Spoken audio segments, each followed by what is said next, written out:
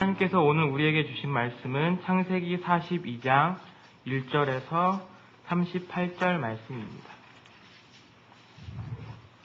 창세기 42장 1절에서 38절입니다. 제가 봉독하겠습니다.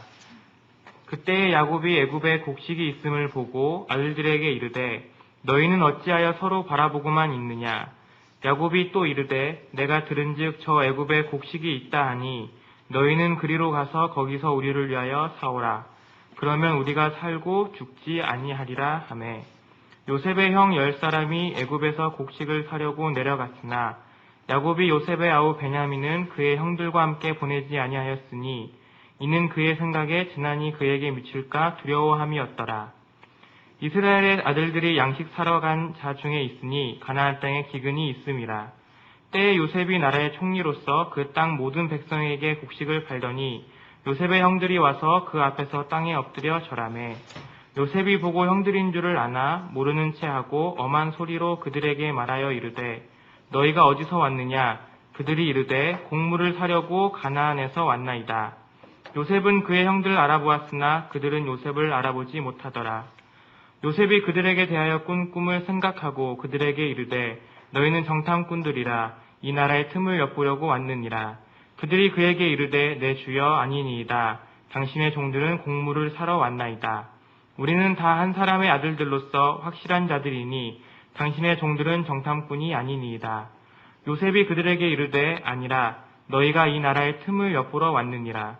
그들이 이르되 당신의 종 우리들은 12형제로서 가나안 땅 한 사람의 아들들이라. 막내 아들은 오늘 아버지와 함께 있고 또 하나는 없어졌나이다. 요셉이 그들에게 이르되 내가 너희에게 이르기를 너희는 정탐꾼들이라 한 말이 이것이니라. 너희는 이같이 하여 너희 진실함을 증명할 것이라. 바로의 생명으로 맹세하노니 너희 막내 아우가 여기 오지 아니하면 너희가 여기서 나가지 못하리라. 너희 중 하나를 보내어 너희 아우를 데려오게 하고 너희는 갇혀 있으라.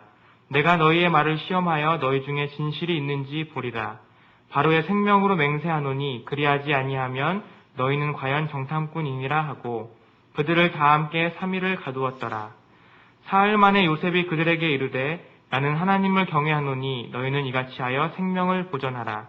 너희가 확실한 자들이면 너희 형제 중 한 사람만 그 옥에 갇히게 하고 너희는 곡식을 가지고 가서 너희 집안의 굶주림을 구하고 너희 막내 아우를 내게로 데리고 오라. 그러면 너희 말이 진실함이 되고 너희가 죽지 아니하리라 하니 그들이 그대로 하니라. 그들이 서로 말하되 우리가 아우의 일로 말미암아 범죄하였도다. 그가 우리에게 애걸할 때에 그 마음의 괴로움을 보고도 듣지 아니하였으므로 이 괴로움이 우리에게 임하도다. 르우벤이 그들에게 대답하여 이르되 내가 너희에게 그 아이에 대하여 죄를 짓지 말라고 하지 아니하였더냐. 그래도 너희가 듣지 아니하였느니라. 그러므로 그의 핏값을 치르게 되었도다 하니 그들 사이에 통역을 세웠으므로 그들은 요셉이 듣는 줄을 알지 못하였더라. 요셉이 그들을 떠나가서 울고 다시 돌아와서 그들과 말하다가 그들 중에서 시므온을 끌어내어 그들의 눈앞에서 결박하고 명하여 곡물을 그 그릇에 채우게 하고 각 사람의 돈은 그의 자루에 도로 넣게 하고 또 길 양식을 그들에게 주게 하니 그대로 행하였더라. 그들이 곡식을 나귀에 싣고 그곳을 떠났더니 한 사람이 여관에서 나귀에게 먹이를 주려고 자루를 풀고 본즉 그 돈이 자루 아귀에 있는지라. 그가 그 형제에게 말하되 내 돈을 도로 넣었도다. 보라 자루 속에 있도다. 이에 그들이 혼이 나서 떨며 서로 돌아보며 말하되 하나님이 어찌하여 이런 일을 우리에게 행하셨는가 하고 그들이 가나안 땅에 돌아와 그들의 아버지 야곱에게 이르러 그들이 당한 일을 자세히 알리어 아뢰되 그 땅의 주인인 그 사람이 엄하게 우리에게 말씀하고 우리를 그 땅에 대한 정탐꾼으로 여기기로 우리가 그에게 이르되 우리는 확실한 자들이요 정탐꾼이 아니니이다. 우리는 한 아버지 아들 12형제로서 하나는 없어지고 막내는 오늘 우리 아버지와 함께 가나안 땅에 있나이다 하였더니 그 땅의 주인인 그 사람이 우리에게 이르되 내가 이같이 하여 너희가 확실한 자들임을 알리니 너희 형제 중에 하나를 내게 두고 양식을 가지고 가서 너희 집안의 굶주림을 구하고 너희 막내 아우를 내게로 데려오라. 그러면 너희가 정탐꾼이 아니요 확실한 자들임을 내가 알고 너희 형제를 너희에게 돌리리니 너희가 이 나라에서 무역하리라 하더이다 하고 각기 자루를 쏟고 본즉 각 사람의 돈뭉치가 그 자루 속에 있는지라. 그들과 그들의 아버지가 돈뭉치를 보고 다 두려워하더니 그들의 아버지 야곱이 그들에게 이르되 너희가 나에게 내 자식들을 잃게 하도다. 요셉도 없어졌고 시므온도 없어졌거늘 베냐민을 또 빼앗아 가고자 하니 이는 다 나를 해롭게 함이로다. 르우벤이 그의 아버지에게 말하여 이르되 내가 그를 아버지께로 데리고 오지 아니하거든 내 두 아들을 죽이소서. 그를 내 손에 맡기소서. 내가 그를 아버지께로 데리고 돌아오리이다. 야곱이 이르되 내 아들은 너희와 함께 내려가지 못하리니 그의 형은 죽고 그만 남았음이라. 만일 너희가 가는 길에서 재난이 그에게 미치면 너희가 내 흰머리를 슬퍼하며 스울로 내려가게 함이 되리라. 아멘. 이것은 하나님께서 우리에게 주신 말씀입니다. 대구 한 경찰서에서 탈출한 한 사람이 얼마 전에 붙잡혔습니다. 그 종이 박스를 뒤집어 쓰고 거기서 숨어 있다가 발견됐다고 하는데요. 거기에서 숨을 수 있었을까? 결국 이제 발각됐죠. 또 지난번에 울산입니까? 울산의 그 자매 살인 사건 피해자 그 사람도 55일 만에 검거됐는데 산에서 이제 잡혔다면서 산에서만 한 50일 지냈다고 그래요. 그런데 마대 부대에 이렇게 뒤집어 쓰고 있는 거 이제 잡았다는 그런 뉴스를 저희들이 듣고 있습니다. 누가 생각났냐면은 그 아담과 하와 생각났어요. 하나님께 범죄하고 나뭇잎으로 이렇게 가리고 있었는데 그 가려집니까? 그래가지고 다 발각되죠. 얼마나 불안했겠어요. 그 시간 동안 도망자 또 숨어 있고 피하고 이런 순간 또 아담과 하와가 그 두려움 속에 그 나무 숲을 사이에 이렇게 숨어 있는 그 모습이 생각이 됩니다. 굉장히 두려웠겠죠. 이 범인들이 검거되면서 순순히 따라왔다고 합니다. 오히려 이제 됐다 자포자기. 그동안 막 불안에 떨었는데 이제는 그것에 벗어나는 게 오히려 물론 이제 형벌이 이제 기다리겠지만은 그래도 순순히 따라왔다 하는 그런 뉴스를 저희들이 듣고 있습니다. 참 이 죄를 지으면은 불안감 이것이 극심하죠. 그 아담과 하와도 그랬고요. 이런 죄를 범한 사람들의 공통된 심리이겠습니다. 두려움 그리고 정말 그것을 빨리 벗어나고 싶어 하는 그런 마음들이 있죠. 죄를 짓고서는 그렇게 바로 살 수 없다 하는 말을 또 듣긴 합니다. 우리가 여러 의를 행하다가 당하는 불의 또 불이익 그런 것들은 참 우리가 고통스럽지만 또 때로는 억울한 마음이 들지만은 오히려 우리 심리적으로 더 편안할 수가 있습니다. 내가 의롭게 행하다가 당한 그 불이익, 손해, 어려움, 고통 그것은 오히려 우리가 발 뻗고 잘 수 있어요. 바울 사도를 한번 생각해 보십시오. 얼마나 그 환난을 당합니까? 복음 증가하다가 매를 맞고 저 깊은 감옥에 또 던짐을 받고 해도 그 안에서 참 자유함이 있었잖아요. 또 오늘 빌립보서 말씀 우리가 쭉 아침마다 이제 묵상하고 있는데 그 말씀 보더라도 정말 이 바울이 기쁨의 서신을 이 빌립보서를 감옥에서 쓰고 있는 걸 보게 됩니다.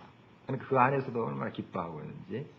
그러니까 하나님을 위해서 하나님의 영광을 위해서 당한 고난들 그것은 오히려 몸은 고통스럽고 힘들고 또 어렵지만 그러나 양심은 자유함이 있고 편안함이 있다 하는 걸 볼 수가 있습니다. 그러나 대궐에 산다 할지라도 포화호식 한다 할지라도 죄를 지은 사람은 불안한 거예요. 항상 불안합니다. 칼로 쳐서 권력을 얻는 사람들 보면은 특징이 두려움이에요. 굉장히 강한 것처럼 보이지만은 항상 사람 믿지 못하고 두려움 속에 있어요. 왜냐하면 죄를 지었기 때문에. 그러한 이제 심리를 볼 수 있죠. 오늘 이제 야곱의 이제 아들들 중에 그 요셉을 또 팔았던 그 형들 있잖아요. 형들. 그 열 형제들의 그 모습을 보면서 다시 한번 우리가 어떻게 하나님 앞에 서야 되겠는가 하는 것을 비추어 봤으면 좋겠습니다. 이 요셉의 형들은 얼마나 악랄하게 그 요셉을 죽이려고 했습니까? 그리고 겨우 요셉의 목숨은 건졌는데 요셉이 건졌지만은 노예로 또 팔림을 당하죠. 그런 일들을 했던 형들입니다. 그리고 지금 20년 정도 세월이 지난 것 같아요. 세월이 그 요셉을 판 시점에서 한 20여년. 그리고 요셉의 지금 나이는 한 40세 정도 되지 않았을까 싶어요. 30세에 지금 총리가 되고 7년 흉년이 있었겠죠. 풍년이 있었고 지금 이제 흉년에 접어든 시기입니다. 가뭄, 또 어려운 시기가 돌아온 거예요. 그러니까 이렇게 계산을 해보면은 어느 정도 40이 가까웠지 않았을까 이런 계산이 나옵니다. 이런 이제 시점에서 벌어진 이야기예요. 요셉과 그 형들이 만난 그런 자리인데 이제 애굽뿐만 아니라 그 일대 많은 나라들이 다 가뭄이 들었어요. 참 어렵습니다. 먹고 살기가 힘들었는데 이제 요셉의 그 형들 그러니까 야곱의 아들들이 같이 옹기종기 한 70여 명 가나안 땅에서 살았습니다. 뭐 손자 손녀도 다 있고 이렇게 70명이 살았는데 먹을 것이 떨어져 버렸어요. 그러니까 풍년 당했을 때 그 한 해도 잘 됐고 그 다음에도 잘 되고 또 3년째도 잘 되고 그러니까 풍년에 익숙해지는 거죠. 이제 뭐 씨만 뿌리면 된다 이렇게 생각을 하다가 흉년이 된 거예요. 이 7년 풍년은 1년 흉년에 못 당합니다. 쌓아놓은 것은 아주 애써 쌓아놓지만은 무너진 건 삽시간이에요. 한순간에 와르르 무너집니다. 그것이 우리 삶의 증거들이죠. 그래서 1년 이 가뭄을 잘 버티지 못했던 것 같아요. 양식이 거의 바닥나는 겁니다. 그러면은 굶게 되는 거죠. 이제 죽게 되는 거죠. 그 일대가 이렇게 다 이제 가뭄이 들어있는 상태인데 이 야곱의 아들들 보니까 서로 얼굴만 쳐다보고 있어요. 얼굴만. 한번 네가 좀 어떻게 해봐라 하면서 서로에게 이런 이제 마음을 가지고 있는데 그러나 누가 하나 난관을 타개를 못합니다. 1절 말씀 다시 한번 한 목소리로 읽어보도록 하겠습니다. 그때에 야곱이 애굽에 곡식이 있음을 보고 아들들에게 이르되 너희는 어찌하여 서로 바라보고만 있느냐. 서로 바라보고만 있어요. 서로 사랑해 하면서 바라보는 게 아니고 좀 더 어떻게 좀 해봐라. 좀 서로에게 기대를 하는데 다 할 수가 없는 거예요. 다. 지금 무력감에 빠져 있습니다. 어떻게 할 줄을 몰라요. 물론 조금 전까지만 해도 뭐 이웃에 좀 곡식을 빌리러 가기도 하고 뭐 노력은 안 했겠습니까? 양식이 다 떨어져 가니까 또 곡물상에 가서 또 구해보려고 하지만은 지금 다 바닥이 난 상태예요. 자기들뿐만 아니라 이웃에 다 이런 형편이에요. 참 얼마나 어렵습니까? 이때 이제 야곱이 그 모습을 보면서 아버지 야곱이죠. 그 모습을 보면서 이렇게 이야기를 해요. 자, 2절 한번 보겠습니다. 같이 읽겠습니다. 야곱이 또 이르되 내가 들은즉 저 애굽에 곡식이 있다 하니 너희는 그리로 가서 거기서 우리를 위하여 사오라. 그러면 우리가 살고 죽지 아니하리라 하며 지금 곧 죽을 지경까지 했다는 것을 보게 됩니다. 죽지 아니하리라 하는 말 속에 보면 지금 굉장히 많이 좀 굶은 것 같아요. 조금씩 먹어 이제 연명만 하는 거죠. 그리고 뭐 풀뿌리 다 캐먹고 아마 했을 것 같아요. 참 어려워요. 여러분 보릿고개 겪으신 분 계십니까? 아까 일부 기도회 때 좀 겪으신 분들이 계시던데 저도 이제 이야기만 좀 들어봤는데요. 참 그 뭐 나무 껍질 이렇게 벗겨서 먹고 뭐 풀뿌리 캐서 먹고 이런 그 이야기 많이 들었잖아요. 실제로 참 굶어진 사람도 많고 그랬답니다. 지금 그 상황을 생각해 보면 합니다. 얼마나 지금 어려운 상황인지. 그러나 야곱은 방법을 지금 살 방법을 찾고 있어요.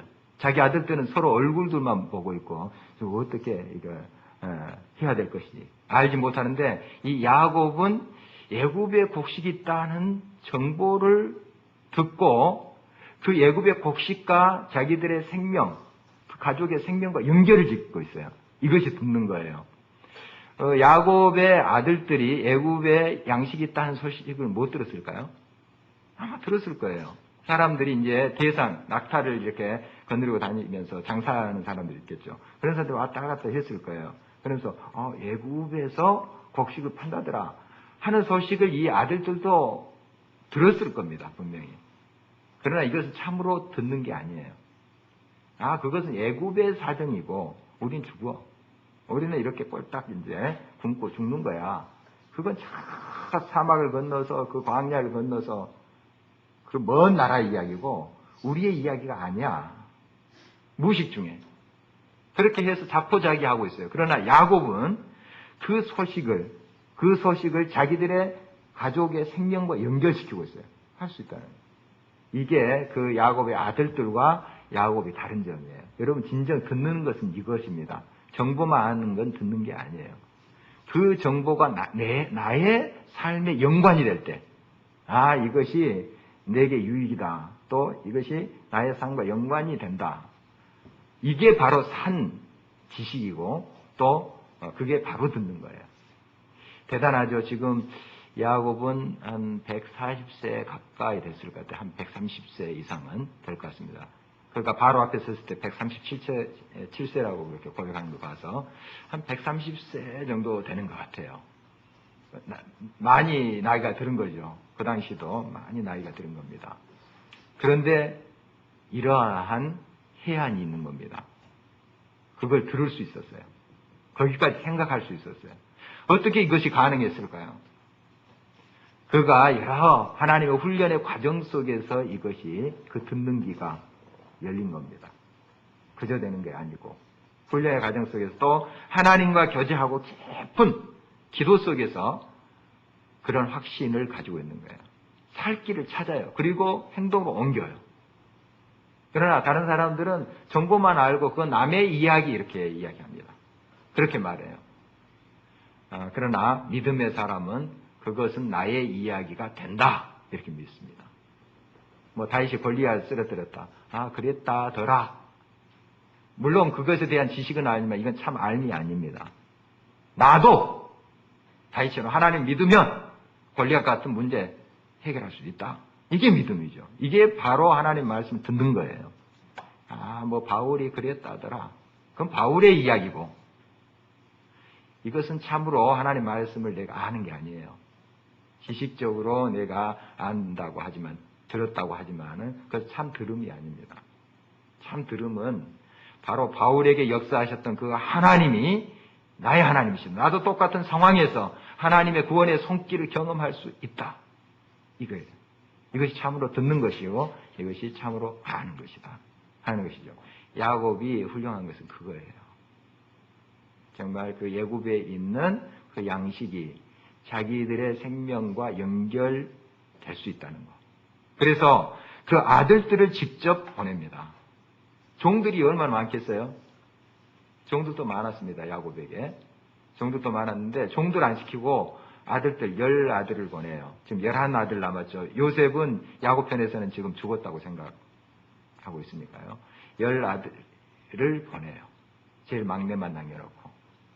10아들을 보내는데 얼마나 이 일이 중차대한 일인지 알 수가 있죠. 생명과 지금 연관되는 거예요. 양식 없으면 죽는 거잖아요. 이제 풀뿌리도 그 한계가 있는 거죠. 그렇게 먹고 어떻게 계속 살겠어요. 이제 그래서 10아들을 보내는데 왜 막내 아들 베냐민을 보내지 않았을까? 4절 말씀 같이 한번 보겠습니다. 야곱이 요셉의 아우 베냐민은 그의 형들과 함께 보내지 아니하였으니 이는 그의 생각에 재난이 그에게 미칠까 두려워함이었더라. 요셉의 친어머니가 라헬입니다. 여러분이 아시다시피 이 야곱은 이제 4아내가 있었죠. 그래서 그 라헬은 요셉의 어머니죠. 그 어머니는 야곱이 제일 사랑했던 사람이에요. 원래 그 라헬하고 결혼을 하려고 했어요. 그런데 이제 그 스토리는 여러분 잘 아실 거고. 그래서 워낙에 처음부터 4아내를 얻을 생각이 없었습니다. 라헬만 사랑하고 라헬만 이렇게 결혼하는데 이제 그 삼촌 나반 때문에 이렇게 또 그 언니를 얻게 되고 이렇게 그 과정이 있었잖아요. 그래서 4아내가 됐는데 이 라헬이 두 아이를 낳습니다. 바로 요셉과 막내 아들 베냐민. 끝으로 이제 12아들 중에 11번째, 12번째 이렇게 낳게 되죠. 그리고 이제 이 베냐민 막내를 라헬이 낳으면서 죽습니다. 그 아이는 살리고 자기가 죽어요. 그 이제 스토리 우리가 지난번에 살펴봤는데, 그러니까 요셉은 어렸을 때 유년기를 엄마 없이 자란 거예요. 물론 이제 다른 새 엄마가 있겠지만은 그러나 친엄마처럼 그렇게 살았겠습니까? 그 엄마 없이 자란 거예요. 그러니까 그 아버지 야곱이 색동옷도 입히고 그렇게 그를 보호하면서 키웠던 거예요. 너무 불쌍하잖아요.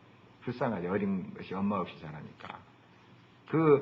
편애했다 하는 쪽만 우리가 생각하지 말고, 왜 야곱이 그렇게 요셉을 그렇게 감싸고 이렇게 키웠는가.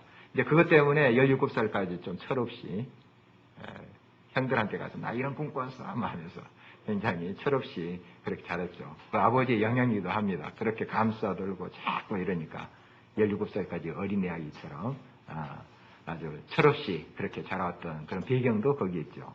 그런데 지금 베냐민의 형인 요셉이 이 야곱 편에서는 죽었다고 생각한 거예요. 자기 형들이 그렇게 이제 이야기했으니까 요셉의 형들이 죽었다 하면서 이제 짐승 피 묻혀가지고 와가지고 옷에 보세요 뭐 하면서. 그래서 지금 야곱은 자기 11번째 아들 요셉이 죽었다고 생각하고 있고, 그래서 지금 이 베냐민 더 예처롭게 보이는 겁니다. 막내 아들이. 자기 친형 요셉도 죽고 그 엄마도 죽고 하니까 이 베냐민이 얼마나 안쓰럽겠어요. 그래서 이 베냐민도 굉장히 또 보호했던 것 같아요. 아버지가 야곱이 보호하면서 감싸고 이렇게 했던 것 같아요. 그래서 지금 양식 구하러 가는 그 길에 이 아이는 안 보내는 거예요. 지금 한 20몇 세, 20몇 세 이렇게 됐을 것 같은데요. 베냐민이. 좀 요셉과도 좀 나이 차가 좀 납니다. 그래서 지금 젊죠. 굉장히 젊은 이제 나이인데 아마 베냐민도 굉장히 좀 유약하게 자란 것으로 보여요. 보니까. 어쨌든 이 광야를 질러서 애국까지 간다는 것은 이게 쉬운 일이 아닙니다. 요즘 같아서는 뭐 말 타고 가면 되지, 뭐 낙타 타고 가면 되지 이렇게 생각할지 몰라도 때로는 길을 잘못 들으면 그 죽음이에요. 많이 죽습니다. 대상들도 길을 잘 알지만은 그 낙타 거느리고 장사하는 사람 길을 잘 알죠. 알지만 때로는 잘못 들어서 그 사막에서 길을 잃고 죽는 경우도 있습니다. 그만큼 사막이 무서운 거예요. 우리가 아주 요즘 생각을 가지고 쉽게 생각할 수 있지만은 굉장히 무서운 곳입니다. 거기에 또 강도 떼들이 나타나기도 하죠. 광야에서. 그때는 뭐 치안이 그렇게 잘 돼 있는 것도 아니고 도적대들이 와가지고 습격해서 뺏어가고 그렇게 할 수 있는 거죠. 위험한 것입니다. 여기에 혹시 또 이 베냐민을 보냈다가는 큰일을 당할 수 있다 이런 생각이 항상 있는 거죠.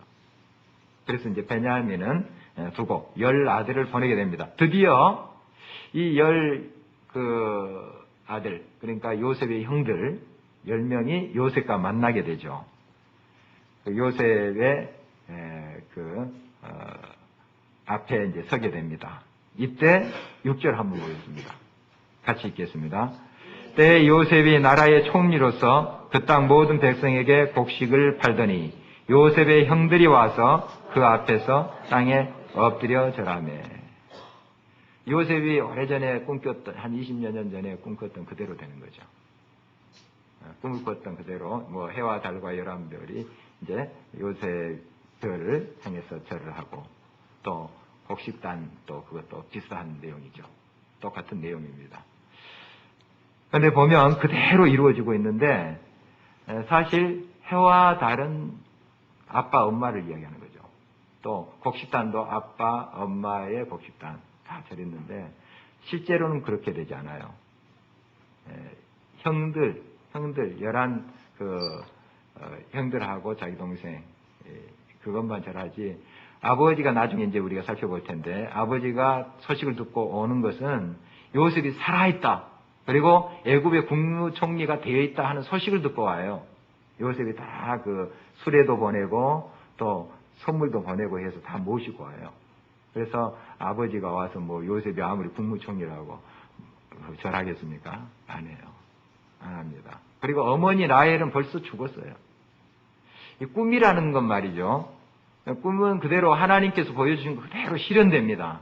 실현되는데 우리의 무의식 속에 이 꿈이 이제 드러나잖아요. 꿈 연구하는 사람들 보면 드러나는데 우리의 생각도 우리의 환경도 작용을 합니다. 그러니까 우리가 지금 꾸고 있는 그 꿈 있잖아요. 그 꿈 자체가 하나님의 비전은 아닙니다. 일치할 수는 있는데 비전 자체는 아니에요. 오늘 또 이제 우리 사역자 훈련 때 꿈 비전에 대해서 나눴는데요. 하나님이 원하시는 나는 누군가 쭉 생각나는 대로 적고 그것을 또 추려가지고 자기의 비전 선언을 이제 작성하고 서로 이렇게 나눴는데 여기도 몇 명 앉아 계시는데 어때 좀 가슴이 뛰었습니까? 김나주 수사님 어때? 네. 예, 김나주 수사님 뛰었다는 진짜입니다. 예. 하나님께서 보여주신 그 비전을 이렇게 정리해 보는 것 참 필요해요. 중요해요. 그런데 제가 그런 설명을 들었어요. 이제 기도하고 우리가 그걸 작성했거든요. 우리가 기도하고 하나님께서 원하시고 보여주시는 것을 우리가 또 우리가 찾게 해주십시오. 하나님이 원하시는 나의 모습이 어떤 건지, 하나님이 나를 통해서 이루실 일이 무엇인지 지금 알기를 원합니다. 그런 기도를 드렸어요. 그렇지만은 그것이 정확히 하나님께서 보여주신 100%를 내가 다 쓸 수 없어요. 정확히 내 생각이 들어갈 수 있습니다. 그런 기도를 했더라도 내 생각이 들어갈 수 있어요. 그러나 두려워하지 말라 그랬어요. 그냥 그런 기도를 드리고 하나님께 주신 생각을 그대로 쓰라 그랬어요. 거기에 내 생각이 들어가지도 나중에 하나님께서 다 그 정리하십니다. 조정해 가세요. 중요한 것은 그 대부분의 큰 맥에서 그 꿈과 하나님께서 보여준 비전이 일치합니다. 이런 세밀한 부분에서는 좀 차이가 있을 수 있어요. 아까 해와 달과 11별이 절했다 할 때 해와 달은 아빠 엄마는 절하지 않았지요. 그런 부분에 차이가 있는데 큰 하나님의 그 꿈, 비전의 줄기는 일치해요. 그래서 여러분들이 하나님께서 주시는 그 비전을 바라보는 훈련을 스스로 하시기를 바랍니다. 그러면은 그 꿈이 나중에 구체적으로 실현되는 것을 보게 돼요. 그러나 내가 생각하고 했던 것과 좀 차이가 있지만은 그 일치를 이루어가요. 그것을 이제 보게 되는데 어떻든 이제 그 꿈대로 되고 있는 것을 보게 됩니다. 자, 형들이 이제 요셉 앞에 딱 왔는데 요셉은 딱 보니까 형들이에요. 알죠? 20년 세월 지났지만은 지금 가나안에서 왔습니다. 거기에 이제 히브리 말로 하겠죠. 요셉은 압니다. 히브리 말 잊지 않았어요. 17살 때 왔으니까. 다 듣고 있어요. 다 압니다. 그 형들이 막 서로 이야기하고 뭐 하는 거 다 들리죠. 그런데 지금 통역 세워놓고 있거든요. 통역 세워놓고 있습니다. 왜냐하면 지금 여러 나라 사람들이 와가지고 이제 하는데 여러 통역들을 세워놓겠죠. 그래서 이 가나안에서만 사람들이 오는 것이 아니라 주변에 있는 그 나라 사람들도 다 지금 기근이 있었어요. 그러니까 양식을 사러 왔기 때문에 통역들을 그 나라에 각 나라에 통역들을 세워놓은 거죠. 거기에 그 말을 이렇게 알아듣도록. 그래서 역시 이제 요셉도 지금 통역을 세워놓고 말을 하고 있는 겁니다. 이 형들하고.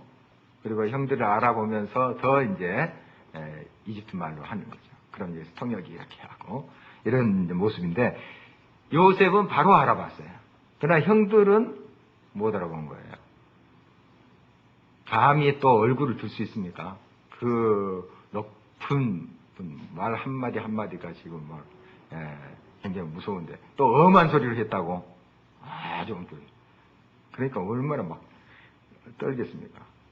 지금 그런 가운데 있어요. 9절 말씀 한번 보겠습니다. 같이 읽겠습니다. 요셉이 그들에게 대하여 꿈을 생각하고 그들에게 이르되 너희는 정탐꾼이니라 이 나라의 틈을 엿보러 왔느니라. 요셉이 정탐꾼으로 몰아갑니다. 자, 이것은 그들에게 복수하기 위해서 그런가요? 그건 아닙니다. 그들을 지금 정탐꾼으로 몰아가는 이유가 있어요. 이유가 있는데, 자, 이러한 형들의 틈바구니 밑에서 자기 동생, 베냐민. 그 요셉의 마음에는 그 아버지에 대한 생각, 또 특히 자기 바로 밑에 동생, 자기 어머니 생각도 나죠. 동생 보면 어머니 생각도 나는 거예요. 어머니랑 같은 존재로 이렇게 생각하는 동생이 잘 있는가? 나한테 이렇게 모질게 대했던 그 형들 그 틈바구니에서 내 동생이 안전하게 있는가? 그게 굉장히 염려스러운 거예요. 물론 하나님께 기도하고 하나님 믿는 사람이지만은 또 요셉도 사람 아닙니까? 그래서 이제 이런 그 이유가 있고 또 연로하신 아버님을 잘 이렇게 대하고 있는가 하는 것도 생각이 되는 거예요. 그래서 지금 정탐꾼으로 그들을 몰아가고 있는 모습인데요. 이렇게 몰아가니까 이 형들이 자기들이 그런 정탐꾼이 아니다 하는 것을 이제 이야기를 하죠. 하는 과정 속에 자기의 가족 이야기를 쭉 합니다. 가족 이야기를 하면서 뭐 우리가 몇 형제고 또 막내는 아버지랑 함께 있고 또 그 위에 바로 형 11번째는 없어졌다. 이렇게 이야기합니다. 없어졌다. 없어졌죠. 자기들이 없애놓고 없어졌다. 이렇게 이야기합니다. 자, 이런 이제 것을 이야기하면서 자기들은 정탐꾼이 아니다. 평범한 가정의 그러한 구성원들이다 하는 것을 이제 이야기를 합니다. 이때 이제 계속 요셉은 정탐꾼으로 몰아가면서 그들을 3일 동안 감옥에 가둡니다. 17절 한번 볼까요? 같이 읽겠습니다. 그들을 다 함께 3일을 가두었더라. 자, 3일인데 우리가 결과적으로 3일이라는 거 합니다. 그렇게 긴 시간이 아니다. 또 그들도 이제 3일 후에 이거 긴 시간 아니겠죠. 그러나 갇혔을 때 너희들이 이제 3일 후에 풀려나리라 그렇게 언지를 준 것도 아니에요. 지금 굉장히 두려운 거죠. 이 3일이 아마 몇 년이 될 느낌이었을 거예요. 좀 막 정탐꾼으로 몰아가서 그 힘 있는 사람이 칠 수도 있잖아요. 죽일 수도 있어요. 굉장히 공포 속에 있는 겁니다. 이러면서 그들이 뭐가 생각났을까요? 요셉을 죽이려고 했던 거. 그리고 요셉을 그렇게 팔았던 그 생각이 제일 먼저 납니다. 왜냐하면 이것이 그들에게 큰 죄였기 때문에. 그게 생각납니다. 자기들에게 뭔가 나쁜 일이 생기면 그것부터 생각나는 거예요. 내가 이래서 천벌을 받은 게 아닌가. 죄 지은 사람 꼭 그렇습니다. 죄 지은 사람은 뭔가 일이 뒤틀리면 내가 그때 그래서 하나님이 벌 주시는 아닌가. 이게 생각납니다. 그러니까 죄 짓고 살아서는 안 되죠. 또 죄 지었다면 빨리 고백을 해야 되죠. 하나님 앞에. 그리고 당사자 앞에 가서 죄를 고백하고 해서 해결해야 되죠. 죄를 짓고 품고 지금 20년을 살았는데 그들의 삶이 편했겠습니까? 동생이 눈에 왔다 갔다 합니다. 그 예걸복고라면서 형들 살려주세요 했는데 그걸 그냥 잔인하게 팔아버렸잖아요. 그런 모습들 속에 그들의 삶에 참된 행복이 있었을까 이런 생각이 들어요. 3일 동안 그 시간이 정말 그들의 고통이었을 거예요. 아마 언제 또 끌려가서 죽을지도 모른다 그런 공포인데 바로 이제 사흘 만에 요셉이 그들을 이제 끌어냈습니다. 그리고 이제 너희들 이러다가 다 가족들이 죽지 않느냐? 그래서 너희들은 이곳에 있고 한 사람을 보내서 그 곡식을 가지고 가서 가족을 먹이도록 그렇게 해라. 이렇게 이제 이야기를 했습니다. 이때 이제 그 형들이 요셉 앞에서 한 이야기예요. 자기들 말로 하겠죠. 요셉이 그걸 요셉인지도 모르죠. 지금 국무총리 앞에서 지금 이야기를 하고 있는 겁니다. 21절 한번 같이 보도록 하겠습니다. 그들이 서로 말하되 우리가 아우의 일로 말미암아 범죄하였도다. 그가 우리에게 애걸할 때에 그 마음의 괴로움을 보고도 듣지 아니하였으며 이 괴로움이 우리에게 임하도다. 정말 그 앞에서 서로 히브리 말로 자기들 말로 막 이야기하는 거예요. 그러면서 우리가 천벌을 받는 것이지 하면서 막 벌벌 떨고 있는 모습이죠. 이때 이제 르우벤 제일 큰 형입니다. 제일 큰 형이 말을 해요. 그때 이제 요셉을 죽이려고 했을 때 죽이지는 말자 했던 사람입니다. 그래서 마른 웅덩이에 요셉을 빠뜨려 놓고 죽이지는 말자. 우리 손도 죽이지는 말자. 그래서 나중에 이제 살짝 구해 주려고 그런 계획을 세웠던 사람이 르우벤이에요. 그런 사람인데 르우벤이 그 자리에서 내가 그러지 않았느냐 하는 것도 설명하는 거예요. 야, 이것을 듣고 있던 요셉 감정이 북받쳐 오지 않겠습니까? 그 20여 년 전에 그 광경이 그대로 다시 그려지면서 정말 형들이 자기에게 잔인하게 했던 거, 또 뭐 르벤이 나서 가지고 죽이지 말자 뭐 했던 그런 모습들이 다 기억이 나죠. 감정이 북받쳐 올랐습니다. 요셉도 사람이요. 큰 나라의 국무총리지만 또 사람이기 때문에 감정이 있죠. 그래서 24절 이렇게 합니다. 같이 한번 읽겠습니다. 요셉이 그들을 떠나가서 울고 다시 돌아와서 그들과 말하다가 그들 중에서 시므온을 끌어내어 그들의 눈앞에서 결박하고 그 다리를 피해서 엉엉 한번 울고 눈물 닦고 지금 돌아오는 거예요. 참 요셉을 보면 이미 그들을 다 용서했습니다. 그래서 우리 지난주에 살펴봤던 것처럼 아들을 낳았는데 이름을 뭐라 그래요? 문하세 뭡니까?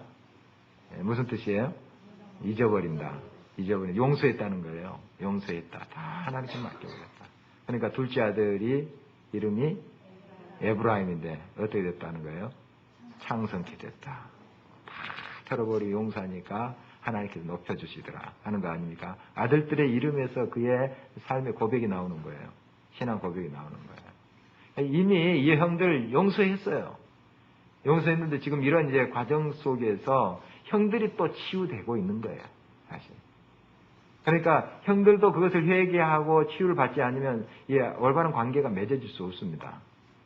그래서 이렇게 이제 요셉을 통해서 형들이 지금 치유를 받고 있는 겁니다. 우리가 그때 정말 큰 잘못을 저질렀구나. 물론 그동안 삶이 얼마나 괴로웠겠어요. 그 도망자, 숨어지는 사람의 그 심리를 우리가 비춰보면 알아요. 그 마음 편치 않았어요. 그러나 지금 이 시점에서 이제 또 그 가슴을 치는 거예요. 우리가 그때 죄를 지었지. 그래서 이러한 벌을 받게 됐지. 이런 이제 이야기를 하니까 요셉이 감정이 이렇게 북받쳐 올라서 이렇게 울고 이제 다시 와서 시므온을 그 형 중에 이제 시므온이 있었어요. 시므온을 끌어다가 옥에 넣고 이제 나머지 9 형들을 보내는 겁니다. 아까는 이제 한 사람만 보내서 양식을 가지고 가서 이렇게 하라는 게 좀 변했죠. 그리고 이제 시므온만 잡아놓고 다 보냅니다.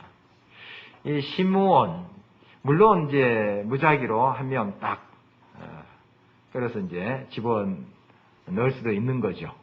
있는 건데 이 시므온이라는 형을 일부러 이제 가뒀다 하는 부분에서도 좀 해석이 있습니다. 이 시므온은 그 전에 자기 이제 여동생 디나 사건이 있었죠. 창세기 34장에 세겜이 그를 강간하잖아요. 그래서 그 오빠인 시므온과 또 레이 이렇게 해서 가서 그들을 칼로 막 도륙해버립니다. 쳐버려요. 근데 좀 너무 과했죠. 물론 분개할 수 있어요. 자기 동생을 망쳐놨거든요. 분개하는데 도가 너무 지나쳐서 자기 아버지의 마음에 큰 의심을 줬어요. 그리고 하나님의 방법이 아니었습니다.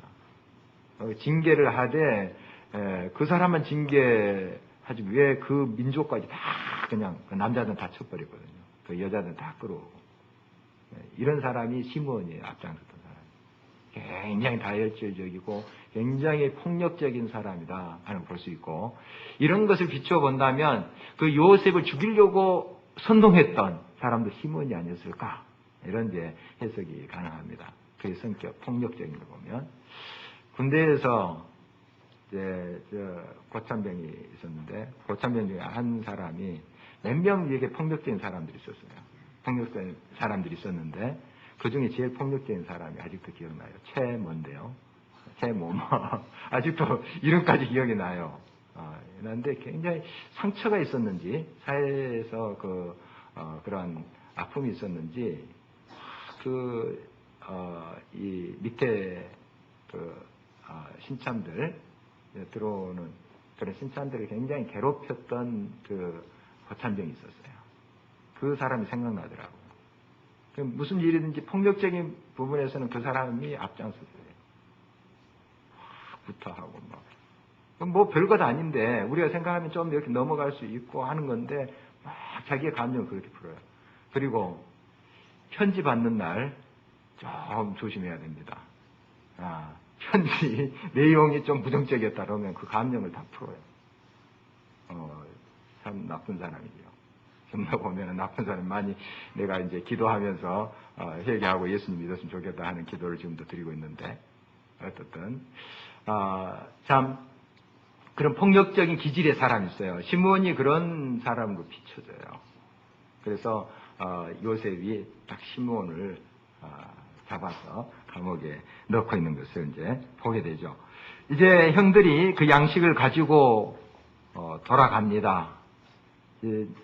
시므온이 지금 이제 잡혀 있기 때문에 많이 이제 그 마음이 홀가분하지는 않는데 굉장히 무거운 마음을 가지고 이제 가는데 중간에 자루를 열어보니까 거기에 돈이 들어있는 거예요. 혼이 나갔습니다. 혼이 나갔어요. 28절 한번 보겠습니다. 그가 그 형제에게 말하되 내 돈을 도로 넣었도다. 보라 자루 속에 있도다. 이에 그들이 혼이 나서 떨며 서로 돌아보며 말하되 하나님이 어찌하여 이런 일을 우리에게 행하셨는가 하고 죄를 안 지었으면 아마 어이구 이거 행주자문에 했을 때 돈이 나왔으면 그런데 죄를 짓는 사람은 어떤 마음이 드냐면은 그런 것도 두려움이 됩니다. 그리고 이렇게 일이 잘 되지 하면서 일이 잘 되지 이것도 불안하게 다가오는 거예요. 좋게 다가오는 것이 아니라 죄 짓는 사람의 심리가 그래요. 잘 되면 그것도 두려움이 돼요. 모든 게 두려움이 돼요. 두려운 것은 또 무서운 것은 또 두려움이 되지만 좋은 그런 일도 두려움이 된다고. 왜 이렇게 되지? 하면서 내가 이거 더 크게 망하려고 이런 거 아닌가? 이런 생각. 죄 짓는 사람들의 심리예요. 자, 이런 이제 두려움을 가지고 결국 이제 돌아갑니다. 집에 돌아가서 이제 아버지께 자초지종을 이야기하죠. 이야기를 하고 하니까 이제 아버지가 얼마나 또 그 가슴이 아프겠어요. 지금 시므온 자기 그래도 아들인데 아들도 지금 이제 이게 뭐 죽었는지 살았는지 모르죠. 지금 갇혔다고 하는데 말 한마디면 죽을 수 있는 건데 그 국무총리가 애굽의 그 권세자가 말 한마디면 죽을 수 있는데 참 그런 두려움도 생기고 또 베냐민을 또 데리고 오라 하니 이건 뭐 굉장히 고통스러웠습니다. 이제 이때 르우벤이 또 나서죠. 내 아들을 맡기겠습니다. 만약에 시므온을 데리고 오지 못하면 또 르우벤을 데리고 가서 또 양식을 이렇게 사오는 그런 모든 일에 실패하면 내 아들을 죽이십시오. 두 아들이 있는데 죽이십시오. 이렇게 하는 모습을 보는데 이 르우벤이 참 멋있는 사람이긴 해요. 그 요셉을 살리려고 했던 그런 사람이고 그런데 결국 야곱의 장자권을 박탈당합니다. 이 르우벤이 원래 첫째 아들인데 장자가 못 돼요. 그 이유는 지난번에 우리가 살펴봤죠. 그 자기 어머니 뻘 되는 비라를 범하는 사건 있어요. 자기 정욕을 잘못된 대로 썼던 것이죠.